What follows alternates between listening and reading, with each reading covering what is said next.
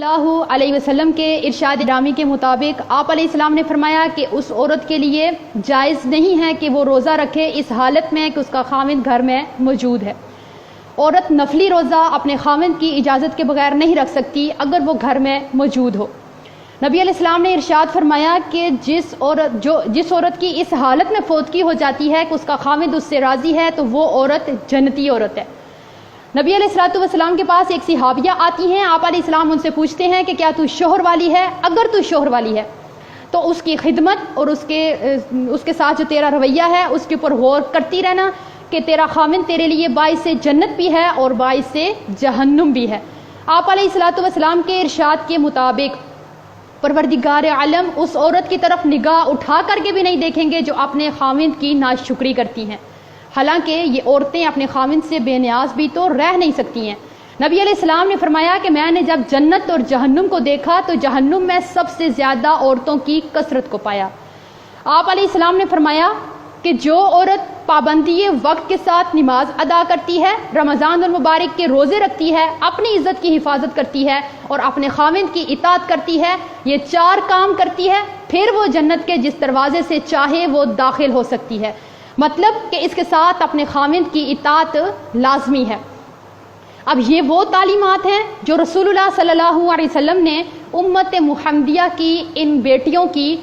تربیت اور تعلیم کرتے ہوئے ارشاد فرمائی ہیں۔ آج میری بہنیں اور دوستیں ان تعلیمات کو سیکھنا تو بڑے دور کی بات ہے، ان کو سننا بھی گوارا نہیں کرتی،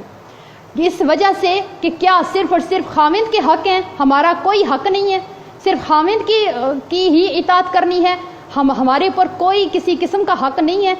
ہم لوگوں کو بھی حق دیا جائے۔ اگر ایک بات کو دیکھا جائے تو میری نظر سے آج تک جتنے بھی اشتہار گزرے ہیں اور جتنی بھی اس طرح کے تویز، چلے، دھاگے، پیر صاحب، ان کا صرف ایک ہی ہوتا ہے کہ اپنے خاوند کو مٹھی میں کرنے کا تویز، اپنے خاوند کو اپنا غلام بنانے کے لیے تویز، دھاگا، چلا اور دم اور یہ سب کچھ۔ اور یہ عورتیں اپنے خاوند کو مٹھی میں کرنے کے لیے، اس کو غلام بنانے کے لیے چلے کریں گی، دھاگے اٹھائیں گی، تویز اٹھائیں گی، سارا جتنی بھی خاوند کی جمع پونجی ہے جا کے پیروں فقیروں کو دے کر کے آ جائیں گی، کیونکہ ان کا مائنڈ بن چکا ہے کہ ہم نے اپنے خاوند کو غلام بنا کے رکھنا ہے، ہم نے اس کی اطاعت نہیں کرنی، اس کو اپنے سر کا تاج بنا کے نہیں رکھنا۔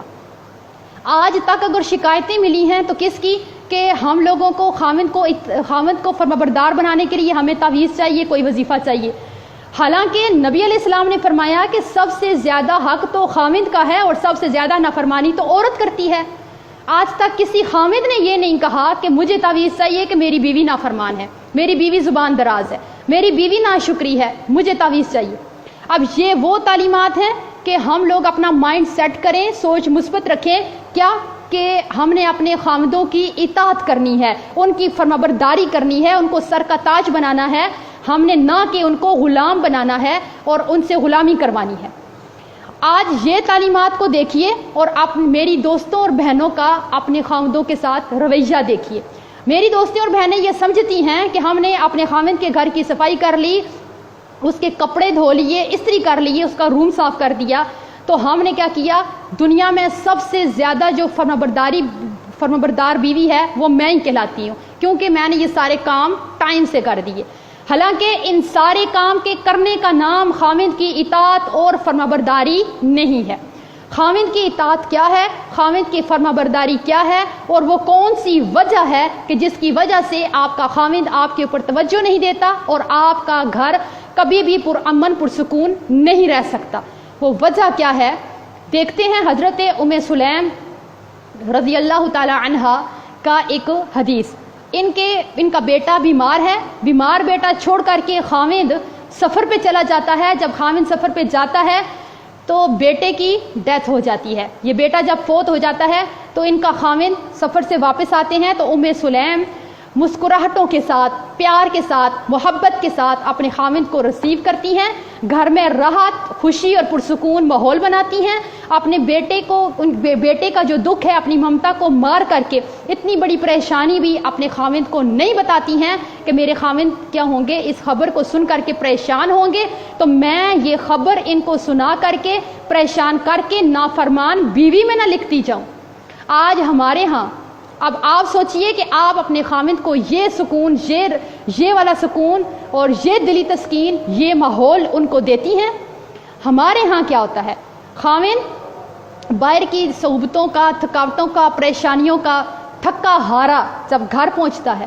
گھر پہنچتے ہی ہونا یہ چاہیے کہ اس کو مسکراہٹوں کے ساتھ ریسیو کیا جائے، اس کے لیے پرامن پرسکون ماحول بنایا جائے۔ یہ جو باہر سے تھکاوٹ لے کر آیا ہے، ایسا ماحول بنائیں کہ اس کو وہ بھی بھول جائیں۔ لیکن ہوتا کیا ہے، جیسے ہی خامند انٹر ہوا تو دن بھر کی جتنی چغلیاں تھیں، لڑائیاں تھیں، ہنگامے تھے، ختم ہوا، سودا سلف تھا، روتے بچے، بیمار بچے، دنیا کی جتنی پریشانیاں دن کو ہم لوگوں کو تھیں، ہم لوگوں کو گھر میں جو تھکاوٹ بھی تھی، وہ ساری کی ساری ہم نے خامند کی انٹری کے ساتھ ہی اس کے اوپر دے ماری۔ اب کیا ہوگا، جو بندہ پہلے ہی گھبرا کے تنگ آ کے اس ماحول سے گھر میں آرام اور سکون کے لیے آیا ہے، آپ آگے سے اس کو اس طرح سے پیش آئیں گی تو وہ آپ کو پھولوں کے ہار نہیں پہنائے گا، وہ مسکراہٹیں نہیں بکھیرے گا، اس کے منہ سے پھول موتی نہیں جھڑیں گے، پھر وہ بھی غصہ کرے گا، تنگ آ کر کے غصہ کرے گا، لڑائی ہوگی، جھگڑا ہوگا، تو وہ کیا کرے گا، اس گھر کو چھوڑ کر کے، آپ کو چھوڑ کر کے وہ اس جگہ چلا جائے گا جہاں پہ اس کو پیار ملے گا، محبت ملے گی، دل کا راحت ملے گا، ذہنی ٹینشن اس کی دور ہو جائے گی، وہ والی جگہ دیکھ لے گا۔ پھر ہماری دوستیں اور بہنیں شکایت کرتی ہیں کہ ہمارے خامند ہم سے پیار نہیں کرتے، ہمارے اوپر توجہ نہیں دیتے، ہمارے گھر میں ان کا دل نہیں لگتا۔ اب دیکھتے ہیں کہ آپ نے ام سلیم جیسا گھر میں ماحول بنایا کہ آپ کا خامند گھر میں اس سکون میں آ کر کے رہے کہ وہ کسی کی طرف ایک نگاہ اٹھا کر کے نہ دیکھے، اس کا گھر کے بغیر کسی جگہ دل ہی نہ لگے۔ آج آپ کے گھر میں ہمیشہ جھگڑا رہتا ہے، آپ کا خامند آپ کے اوپر توجہ نہیں دیتا، پیار نہیں کرتا، تو آپ کے اندر کون سی کمی پائی جاتی ہے؟ اگر ان بری خصلتوں میں سے غور کیجئے، آپ کے اندر کوئی ایک خصلت بھی ہے تو اس کو دور کر کے اپنے گھر کو پرسکون بنا سکتی ہیں۔ پہلی بری خصلت کہ عورت اپنے خامند سے بحث و مباحثہ نہ ختم ہونے والا شروع کرتی ہے۔ یہ نہ ختم ہونے والی جو بحث شروع کرتی ہیں، اپنی جیت اس میں پکی کرواتی ہیں۔ اس میں کیا ہوگا، خامند سے بحث کر کے کیا ملے گا سوائے لڑائی اور گھر کا ماحول خراب کرنے کے۔ اگر آپ ایسے کرتی ہیں، آپ کے اندر یہ عادت ہے، تو آپ کا گھر کبھی بھی پرسکون نہیں بن سکتا۔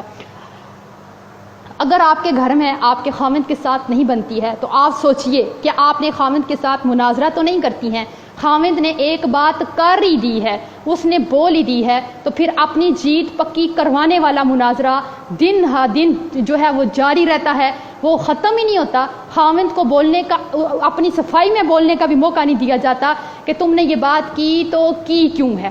اس نے اگر ایک وقت میں کوئی بات کہہ دی ہے اور دوسرے وقت میں آپ کو کرنے کا کہہ دیا ہے، پھر وہ مناظرہ شروع ہوگا جس سے آپ اپنے خامند کے دل سے اتر جائیں گی، آپ کے گھر میں کبھی سکون نہیں آ سکتا۔ اس سے آگے اگر عورتوں کے گھر میں یہ ناچاکیاں ہوتی ہیں تو ان میں ایک وجہ ہوتی ہے، خامند اور بیوی کے رشتے میں جو پیار بھرا رشتہ ہوتا ہے، اس میں ایک انا کا پہاڑ لا کے ہم کھڑا کر دیتے ہیں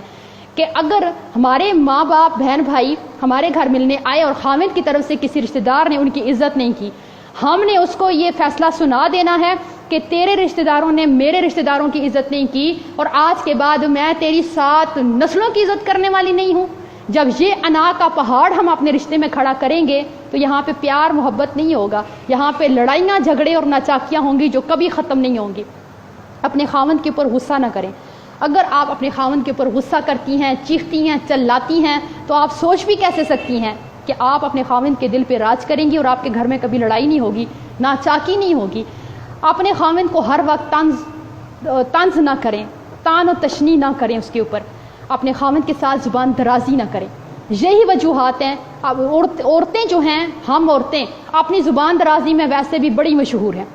اپنی زبان جو ہے ہم اگر کنٹرول میں رکھ لیں اس وقت جب کہ خامند کو غصہ آیا ہے یا اس وقت جب کہ آپ کو غصہ آیا ہے، تو بڑے بڑے فیصلے ہونے سے ہم بچ سکتے ہیں، بڑے بڑے ہنگاموں سے بچ سکتے ہیں۔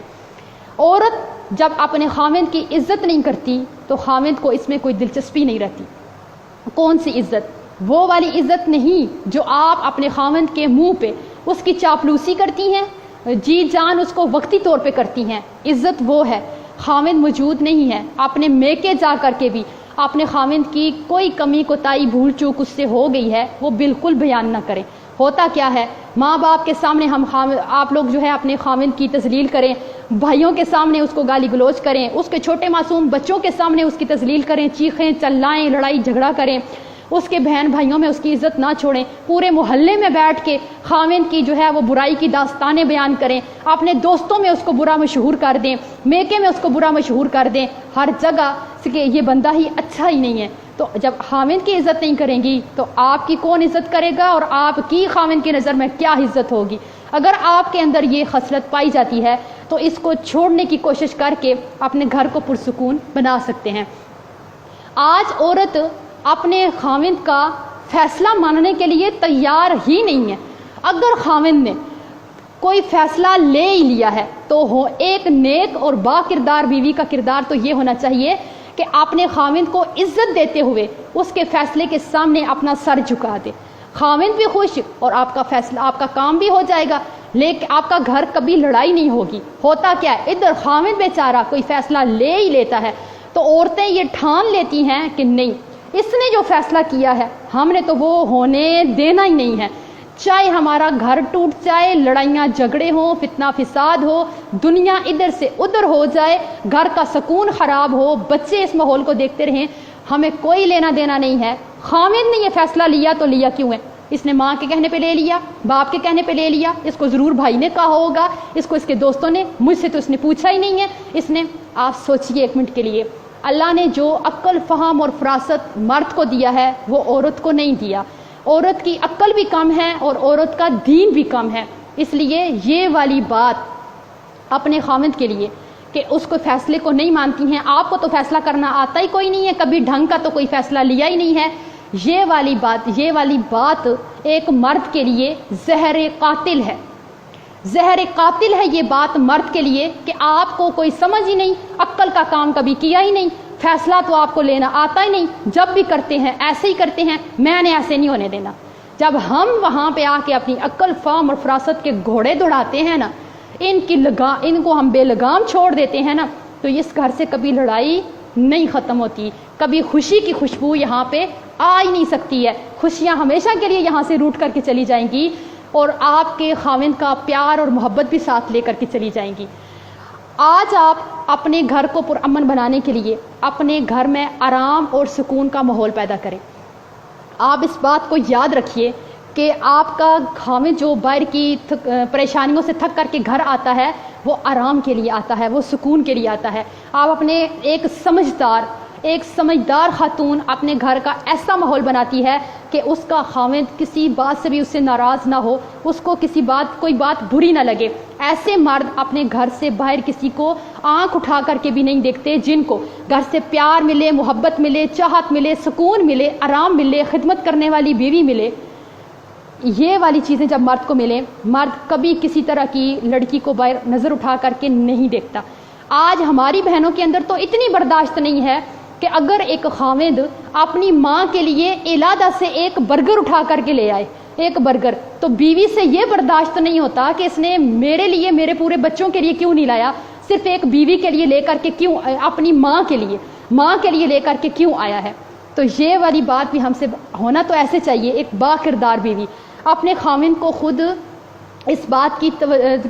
کی جو ہے وہ آپ لوگ توجہ دلائیں، اس کو ٹائم دیں، کیا کہ آپ اپنے والدین کو ٹائم دیجئے، ان کی خدمت کیجئے، ان کی ہر ضرورت کو پورا کیجئے، یہ سوچ کر کے کہ وہ تیری جنت ہیں، اور یہ دیکھ کر کے کہ کل یہ ہمارے بچے بڑے ہوں گے، یہ ہماری بھی اسی طرح سے عزت کریں گے، اور ہماری کیا کریں گے، عزت بھی کریں گے اور خدمت بھی کریں گے۔ آپ سوچئے اگر بیوی کے والدین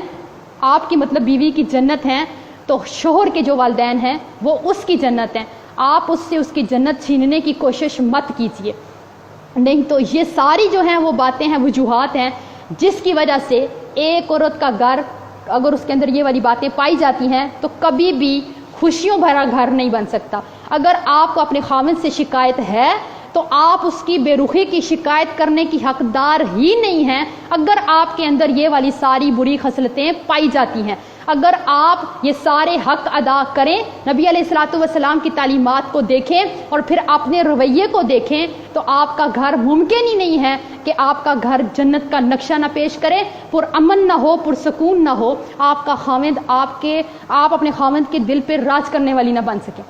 آج اگر آپ یہ سمجھتی ہیں کہ ہم جو ہے یہ دو چار جو کام ہیں ہمارے، کپڑے دھونے سے لے کر استری کرنے تک اور کھانا بنانے سے لے کر برتن دھونے تک، یہ سب ہم کر کے اپنے خاوند کا حق ادا کر دیتی ہیں، تو آپ بہت بڑی غلطی پر ہیں۔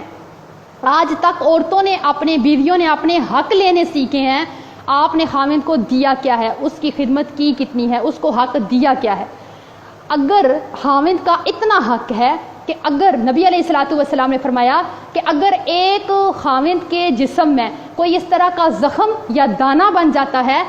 جس کو ایک عورت اپنی زبان سے چاٹ کر کے صاف کر دیتی ہے، اس کے پیپ کو، زخم کے گند کو، لہو کو زبان سے چاٹ کر کے صاف کر دیتی ہے، یہ عورت اپنے خاوند کا پھر بھی حق نہیں ادا کر سکتی۔